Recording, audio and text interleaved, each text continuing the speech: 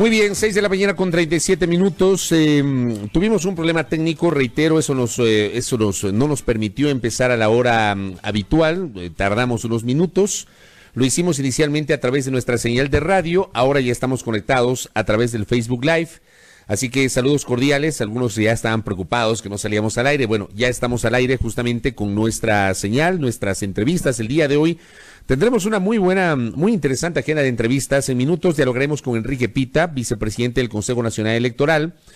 Él tiene una posición distinta a la que expresó ayer la presidenta del Consejo Nacional Electoral, Diana Tamaín, respecto del aplazamiento de las elecciones, que haya esta posibilidad y que se lo someta a una consulta ante la Corte Constitucional. Tanto Enrique Pita cuanto Luis Verde Soto, y a esa corriente se ha sumado también de modo público el consejero José Cabrera, tienen una postura distinta sobre el aplazamiento de las elecciones. Hablaremos con Pita al respecto. También estableceremos contacto con el doctor Paul Granda, presidente del Consejo Directivo del IES. Vamos a insistir en cuáles son los servicios que está prestando el Seguro Social, cómo está la atención en los hospitales. Sé que hay preocupaciones en algunas de las casas de salud regentadas por el Seguro Social. Por cierto, el IES también está desarrollando las pruebas de laboratorio para la detección del coronavirus COVID-19. Sé que están desbordados, todo el sistema de salud pública, evidentemente, por la situación. Vamos a conocer un poquito detalles de cómo están trabajando en el Seguro Social. Con Carlos Rabascal, consultor político, analista también económico, estableceremos un contacto para analizar la coyuntura justamente económica, productiva, comercial. Ayer el ministro de la Producción, Iván Ontaneda, dio una cifra reveladora. Hay un cálculo de que el 70% al menos del aparato productivo está totalmente paralizado y el 30% restante está trabajando pero a medio gas, fruto de la coyuntura. No hay una estimación de cuánto ha perdido el Estado ecuatoriano fruto de la emergencia por el coronavirus, pero en el ámbito comercial se calcula que en las 2 últimas semanas se han generado pérdidas por 350 millones de dólares. Son cifras realmente millonarias que nos deja esta crisis sanitaria. Y finalmente dialogaremos con César Litardo, presidente de la Asamblea Nacional. La legislatura ayer por primera vez tuvo una sesión de pleno virtual. Esto es inédito, no había ocurrido antes. Los legisladores sesionaron desde sus domicilios de modo virtual enlazados. Fue sin embargo una sesión larga, un debate que tomó aproximadamente 6 horas, hasta que finalmente se votó una resolución con 120 votos a favor y 5 abstenciones, que implica un pronunciamiento institucional sobre la emergencia sanitaria, y eso hablaremos con César Litardo en el curso de esta jornada. Miren ustedes, hablé del tema de las elecciones. Algo mencionamos el día de ayer, hoy hablaremos con Enrique Pita al respecto. Ayer conversamos con Diana Tamaín, y queda claro, es una propuesta personal de la presidenta del Consejo Nacional Electoral. Pero aquí evidentemente cabe una reflexión, amigos y amigas. Primero, en medio de la emergencia, algunos sectores están hablando de cuestiones totalmente distintas a la emergencia. Nuestra atención debe estar destinada a la emergencia nacional. De hecho, en este espacio de noticias hemos tomado nota de aquello y procuramos que nuestras entrevistas vayan dirigidas justamente a todos los temas asociados a la emergencia, sin perdernos, obviamente, de otras situaciones de la coyuntura. Pero hoy plantear una propuesta de semejante envergadura en medio de la emergencia evidentemente llama a la reflexión y también a la discusión. Porque, como bien lo anotamos el día de ayer en el curso de ese diálogo con la presidenta Diana Tamaín, la Constitución de la República es absolutamente clara y no hay ninguna posibilidad de que se puedan bypassear, y perdón el uso del término, bypassear la Constitución, para eventualmente aplazar las elecciones, y que eso probablemente implique un aplazamiento de la posesión de las nuevas autoridades. Con el calendario electoral pueden hacer lo que quieran. Pueden modificar los plazos, pueden acortarlos, pueden reducir los presupuestos, dependiendo de lo que necesiten. Está claro que para el tema electoral hay cosas que no se pueden reducir, que no se pueden eliminar. Pueden probablemente acortar el tiempo entre la primera y segunda vueltas. Puede ser que la primera vuelta no sea el domingo 7 de febrero, sino un poco más adelante, no lo sé.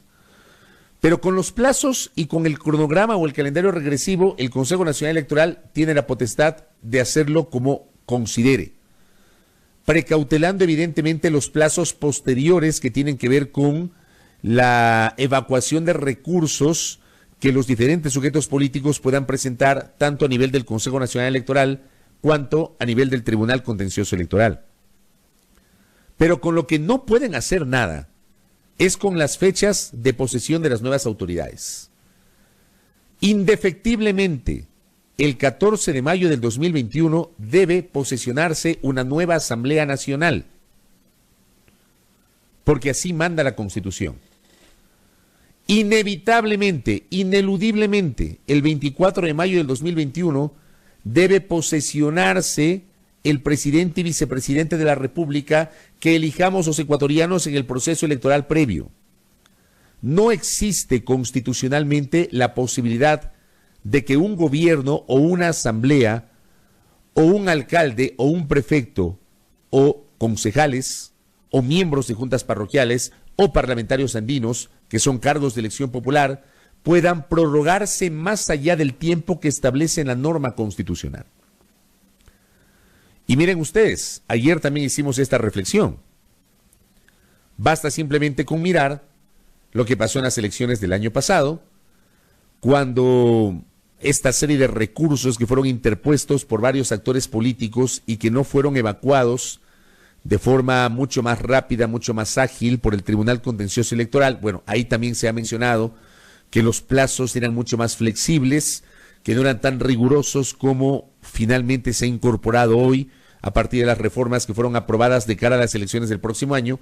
Pero hay que recordar que el año pasado, 2019, la provincia de Los Ríos, de modo muy particular, a nivel de prefectura y a nivel de alcaldías de sus 13 cantones, y varios cantones de la provincia de Manabí, y sumen ustedes a los miembros del Consejo de Participación Ciudadana y Control Social, elegidos por primera vez por la vía del voto popular, no se posesionaron el 14 de mayo.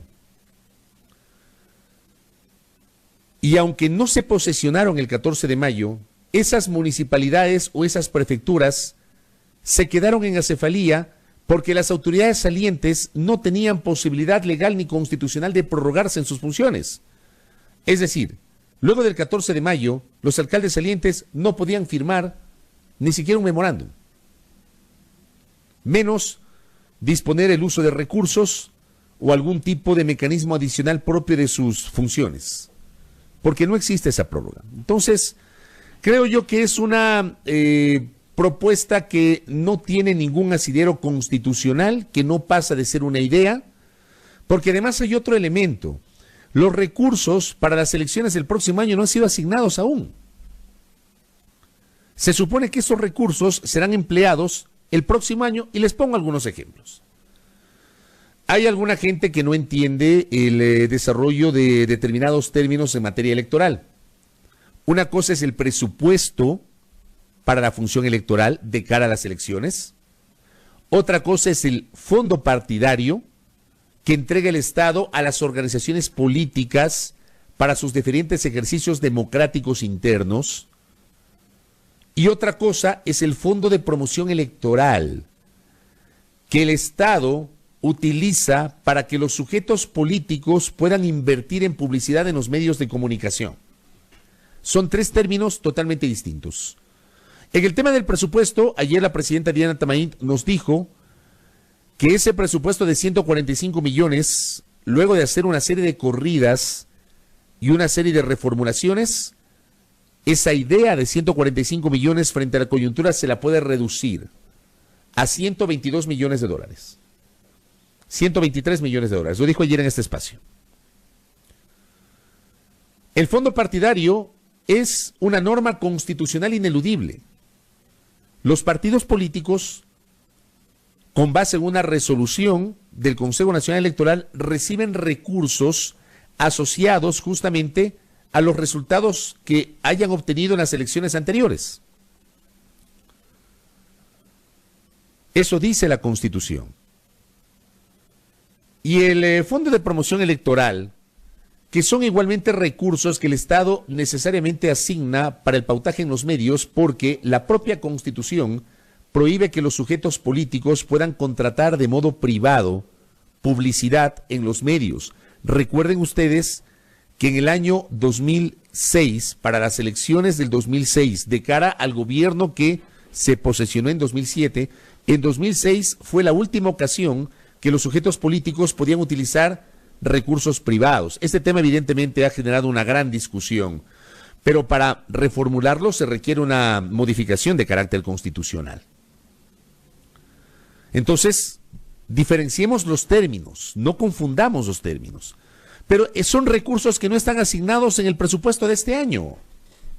Son recursos que deben ser asignados de cara al próximo año.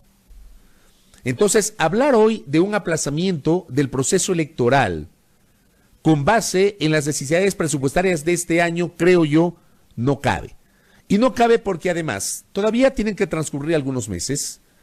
Estamos marzo, abril, mayo, junio, julio, agosto, septiembre, 6 meses para la convocatoria al proceso electoral. Vamos evidentemente a hacer esa valoración en minutos con Enrique Pita sobre este tema. Damos nuestra posición absolutamente personal. Yo no creo que se debe pensar en un aplazamiento de las elecciones. O sea, infelizmente vino esta coyuntura del coronavirus COVID-19 hoy, pero las elecciones serán el próximo año. Al gobierno y a la asamblea le quedan todavía 14 meses de gestión. Hablar hoy de eso me parece que no ha lugar. Creo yo que no ha lugar, me parece a mí que la cosa va por otro lado.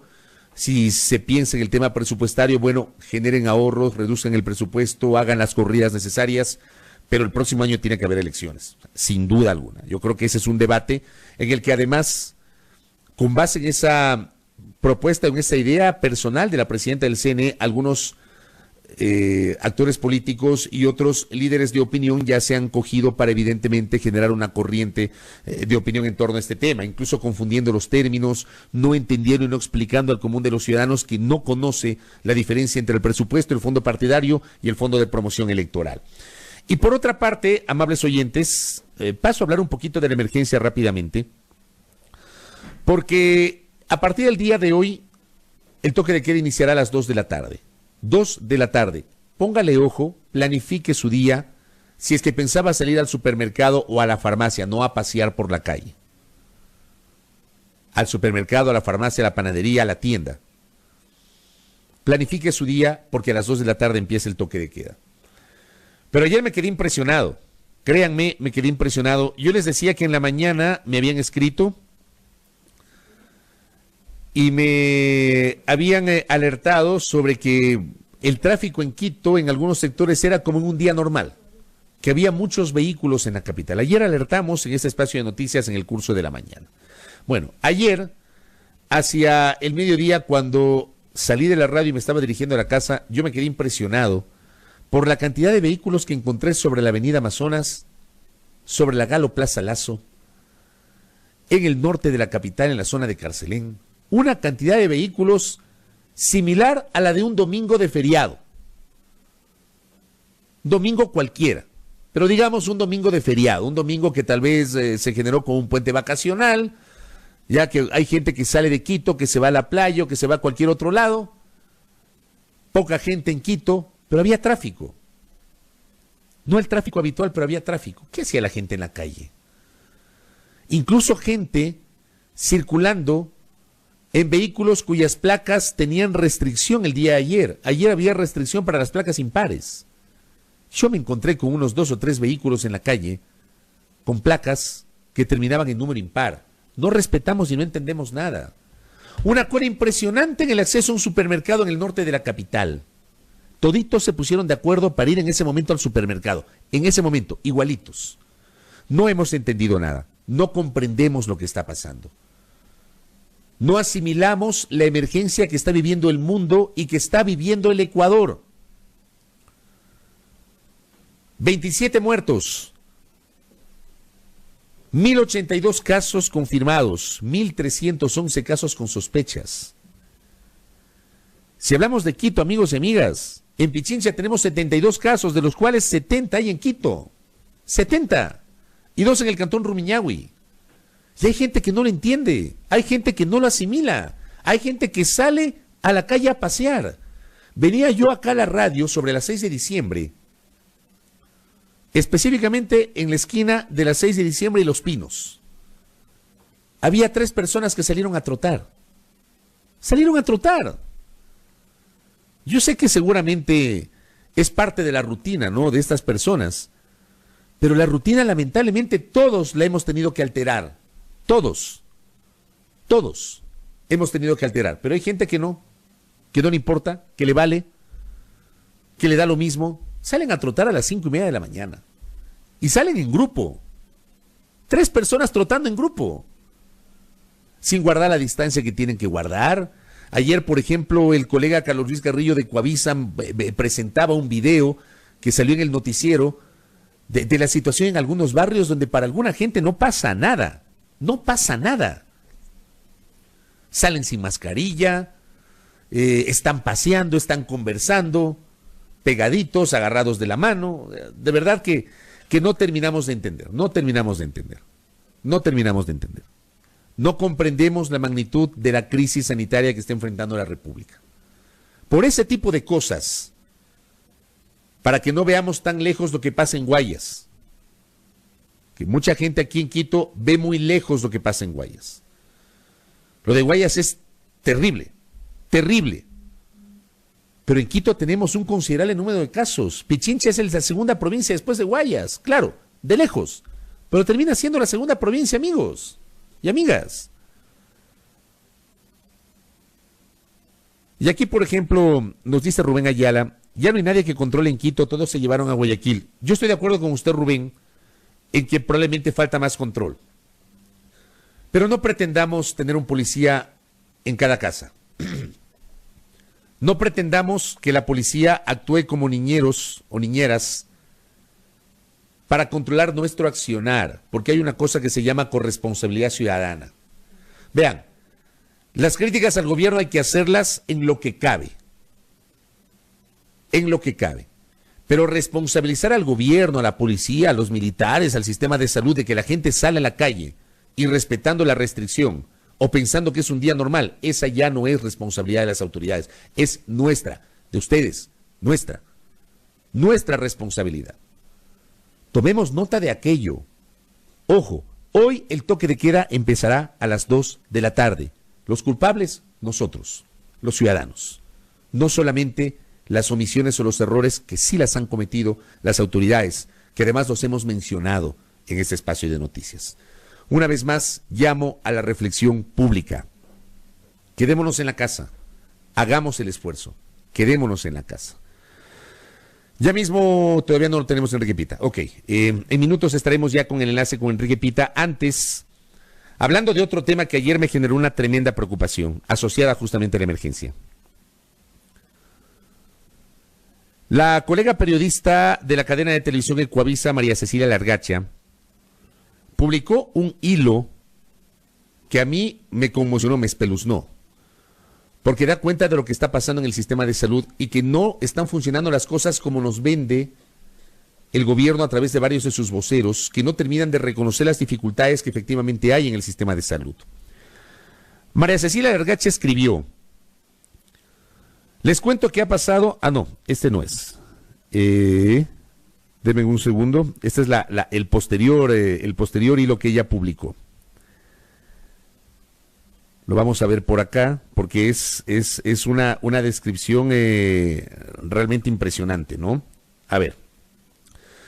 Quiero contarles una experiencia personal, dice María Cecilia. El lunes 16, o sea, hace 9 días, mi equipo de trabajo y yo estuvimos expuestos al coronavirus. En ese momento no lo sabíamos, recién nos enteramos 5 días después, el sábado, cuando la persona a la que entrevistamos murió por causa del virus. El Ministerio de Salud nos puso entonces en aislamiento y nos dijeron que nos harían pruebas, sobre todo porque tenemos familiares de la tercera edad y vulnerables a los que pudimos haber contagiado. Nos dijeron que el domingo seguramente podrían hacernos esas pruebas. No lo hicieron, pese a nuestros insistentes llamados. Nos contestaron que estábamos en agenda para el lunes, pero no nos confiamos. Así que intentamos hacernos las pruebas de forma particular. Imposible. 32 llamadas a laboratorios, horas de espera y no logramos comunicarnos. Insistimos con el Ministerio de Salud, cuyos funcionarios se asombraron porque aún no nos tomaron las pruebas, pero pese al asombro nunca llegaron. Un miembro de nuestro equipo presenta algunos síntomas, pero ni aún así ha podido hacerse la prueba. Escuché anoche al nuevo ministro de Salud decir que las pruebas no escasean. Entonces, ¿por qué no logramos nosotros y las otras decenas de personas a las que leo en esta red social acceder a ellas? ¿Qué tan confiables serán los números oficiales si la gente que puede estar contagiada no accede a la confirmación o a la negativa? Ya perdimos las esperanzas de que nos hagan caso en el ministerio. Solo podemos seguir haciendo a ustedes el mismo ruego de los últimos días. Por favor, quédense en casa. Relato de una colega periodista que, a diferencia de lo que mucha gente cree, que los periodistas tenemos privilegios o cosas así. Relato de una colega periodista hablando justamente de lo que ha vivido en carne propia con el sistema de salud pública. Y la pregunta pública: ¿hay o no suficientes pruebas en el sistema de salud? ¿Hay o no? Ayer igualmente, en el sistema de salud público ayer igualmente, en televisión, la colega Merlin Ochoa de Coavisa igualmente presentó un reportaje con una cola impresionante, eran como 4 cuadras de cola, en los alrededores de un laboratorio de Guayaquil, Interlab, que está autorizado para el desarrollo de las pruebas de coronavirus COVID-19. Pero una cola impresionante, de locos, una cantidad de gente impresionante, 4 cuadras, para llegar hasta el laboratorio y tomarse la prueba, a un costo de $80 si era remitida por el Ministerio de Salud, o $120 si era remitida por un médico particular. O sea, si hay suficientes pruebas para tomarlas, no me explico, no tengo claro cómo es que tenemos este relato que hace la colega María Cecilia Largacha, por un lado, con el sistema de salud pública, y por otro lado, 4 colas de vehículos de gente esperando para hacerse la prueba en un laboratorio en la ciudad de Guayaquil. Yo creo que las autoridades deberían ser mucho más sinceras en decir: señores, están escaseando las pruebas, pero ya estamos importando. Mañana van a llegar las 200,000 pruebas que generamos, que importamos. La próxima semana llegarán 500,000 más. Nos hicieron una donación de China de tantas pruebas, no sé, pero que nos digan exactamente. O sea, uno podría pensar que no nos están diciendo la verdad si nos dicen que hay pruebas suficientes y por otra parte tenemos este tipo de relatos que acabo de señalar. De verdad, es precisa la información oficial, como yo lo he dicho desde el primer momento. Nosotros nos ajustamos a la información oficial y a ustedes les consta que en este espacio de noticias, 0 rumores, no nos hacemos eco de rumores, nos circunscribimos a la información oficial. Y claro, sí nos hacemos eco de denuncias de la gente sobre casos que han vivido, que han presenciado, y lo trasladamos públicamente para conocimiento de las autoridades. Sería bueno saber si efectivamente hay una suficiente cantidad de pruebas. Más adelante se lo vamos a preguntar a Paul Granda. En punto a las 7 de la mañana, en A Primera Hora, no se desconecte de nuestra señal.